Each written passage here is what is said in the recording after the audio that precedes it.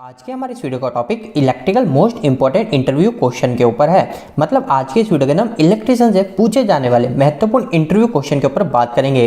तो दोस्तों मैंने आपके सामने यहाँ पे 5 सवाल टोटल लिखे हैं। इन 5 सवाल के जवाब मैं आपको एक छोटे से 5 से 6 मिनट की वीडियो के अंदर कंप्लीट करके बताऊंगा। तो दोस्तों वीडियो को स्टार्ट कर लेते हैं। दोस्तों आज का हमारा पहला सवाल है, आइसोलेटर और सर्किट ब्रेकर में क्या अंतर होता है। दोस्तों यह सवाल अगर आपसे पूछा जाए तो आपको सिर्फ ये छोटी सी 4 लाइनें बोलनी है। सबसे पहली बात आपको यह बोलनी है कि आइसोलेटर और सर्किट ब्रेकर यह दोनों ही इलेक्ट्रिकल उपकरण को स्विच ऑन और ऑफ कराने के लिए उपयोग में ले जाते हैं। लेकिन बाद की यह लाइन इन दोनों के बीच में अंतर को बता रही है। यहाँ पे लिखा है लेकिन आइसोलेटर हमें किसी भी फॉल्ट से सुरक्षा नहीं देता है। इस लाइन के बोलने का मतलब यह है कि अगर कभी भी मेरा कोई भी इलेक्ट्रिकल फॉल्ट होता है, जैसे मेरी जो मोटर है वो मोटर ज्यादा करंट लेने लग गई, कुछ भी कारण से कोई भी प्रॉब्लम होती है, तो हमारा जो आइसोलेटर होता है वो आइसोलेटर किसी भी फॉल्ट से हमें कोई भी सुरक्षा नहीं देता है। मतलब वो अपने आप ऑफ नहीं होगा, हम उसको चाहे बंद चालू कर सकते हैं पर वो ऑटोमेटिक ऑफ नहीं होता है। वो हमारे घर में जो फैन पे जो स्विच लगे रहते हैं ना, बिल्कुल सेम उसी तरीके से काम करता है। वो कोई भी हमको सुरक्षा नहीं देता। जबकि अगर हम सर्किट ब्रेकर की बात करें तो यह इलेक्ट्रिकल फॉल्ट होने पर अपने आप सर्किट को ऑफ कर देता है, मतलब सप्लाई को अपने आप बंद कर देता है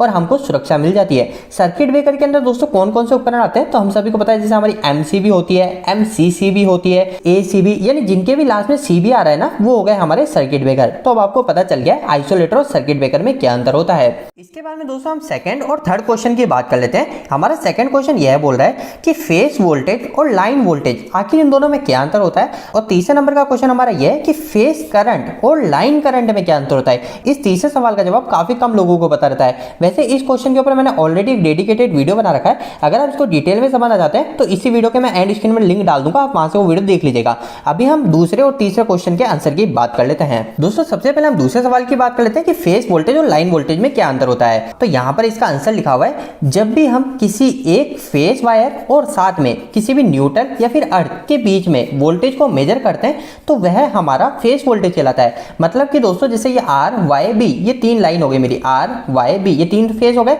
अब इस फेस के साथ में और एक मैं न्यूट्रल के साथ में, इन दोनों के बीच में अगर मैं वोल्टेज को मेजर करता हूं तो ये कहलाएगा मेरा फेस वोल्टेज। अगर मैं इस फेस के साथ नहीं दूसरे फेस या फिर किसी तीसरे फेस के साथ भी वोल्टेज को मेजर कर रहा हूं तो मेरा फेस वोल्टेज ही कहलाएगा। और साथ साथ दोस्तों फेस वोल्टेज अगर कहीं पे मेरे को डिनोट करना हो तो वो किस तरीके से किया जाता है, ऐसे V लिखा जाता है, वोल्टेज का V, और इसके साथ में यहाँ पे नीचे PH लिखा होता है। तो कहीं पे भी आपको ऐसा लिखा हुआ मिले तो आप मान लीजिए वहां पे फेस वोल्टेज वो शो कर रहा है। और दूसरे नंबर पे बात करें लाइन वोल्टेज किसे बोलते हैं, तो जब हम किसी भी 2 फेस के बीच में वोल्टेज को मेजर करते हैं तो वह हमारा लाइन वोल्टेज कहलाता है। अब 2 फेस के बीच में, मतलब ये मेरा पास मल्टीमीटर है तो मल्टीमीटर की 2 लीड निकली, तो एक R फेस पे मैंने लगा दी और दूसरी मैंने Y फेस पे लगा दी। तो इन दोनों के बीच में जब भी मैं वोल्टेज को मेजर कर रहा हूं तो मेरा कहलाएगा ये लाइन वोल्टेज। मतलब मैं किन्हीं भी 2 फेस के बीच में आपस में वोल्टेज मेजर करूंगा तो वो कहलाएगा मेरा लाइन वोल्टेज। और लाइन वोल्टेज को जो हम डिनोट करते हैं वो करते हैं V और नीचे लिख देते हैं L। तो कभी भी आपको ये दिखे तो आप समझ लीजिएगा ये लाइन वोल्टेज है। अब दोस्तों इसके बाद में हम हमारे तीसरे सवाल की बात करते हैं, जो कि है फेस करंट और लाइन करंट में क्या अंतर होता है। तो दोस्तों इसके जवाब के लिए आप ये परिभाषा को बोल सकते हैं।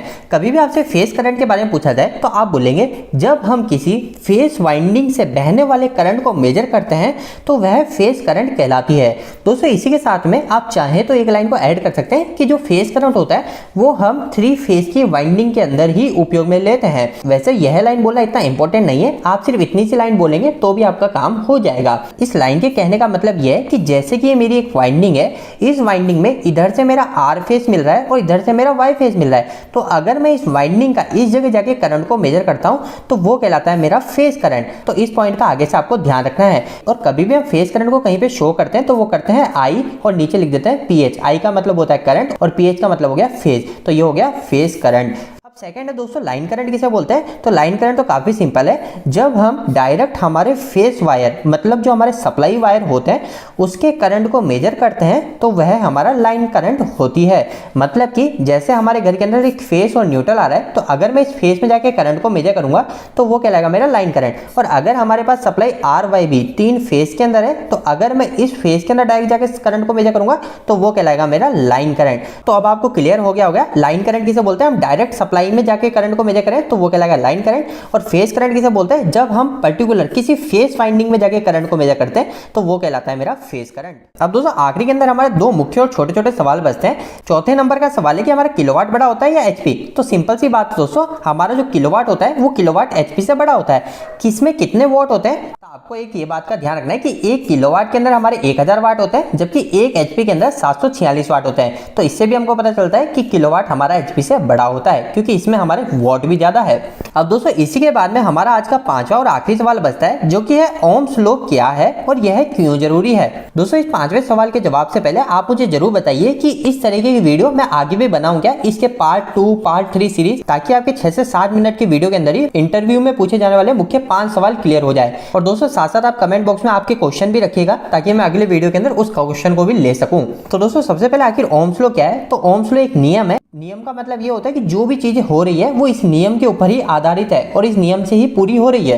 तो हमारे एक साइंटिस्ट थे जिनका नाम था जॉर्ज साइमन ओहम। उन्होंने हमको एक नियम दिया था, तो उस नियम को हम उनके नाम से ही जानते हैं, जिसको हम बोलते हैं ओम्स लॉ, मतलब ओहम का नियम। अब दोस्तों आखिरकार ओहम का नियम हमें क्या बताता है। तो ओहम का नियम हमें काफी सिंपल सी चीज बताता है। जैसे कि हम सभी को पता है, हम गणित के अंदर क्या बोलते हैं, 2 + 2 कितना होगा, 2 में 2 जोड़ेंगे हमारा 4 हो जाएगा।